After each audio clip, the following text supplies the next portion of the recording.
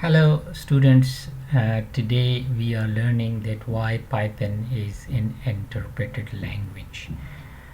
To understand this deeply, first let me see how compiled language works.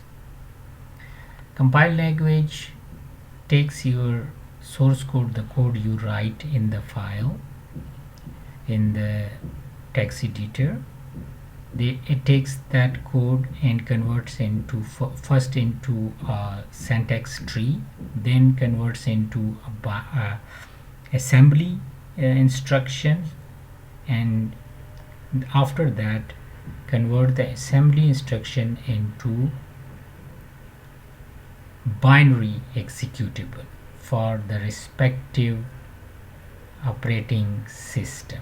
For each operating system, it creates specific binary instructions. On the other hand, interpreted language does not operate in this way. The interpreted language takes your source code, convert into syntax tree, then into bytecode instruction. Bytecode instructions are load fast, and then run it, return it. So that bytecode, a virtual machine of the interpreted language execute this bytecode, not the binary instruction. So it does not convert your source code into binary instruction, but into a bytecode instruction, which later the interpreted language virtual machine operates on. So this is the big difference. You should understand this, that every interpreted language, whether it is Python, it is R, it is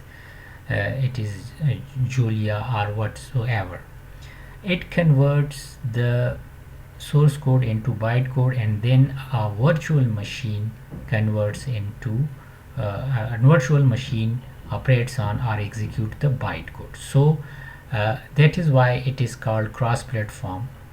Means every operating system, every host system must have that virtual machine of the Python to execute your code. So on the other hand, in compiled language, there is no need to have the virtual machine. They convert the source code into that operating system executable, and then there is no need to have the virtual machine of that compiled language. So I hope you will understand it. If you have any question, you can ask in the comments. Thank you so much.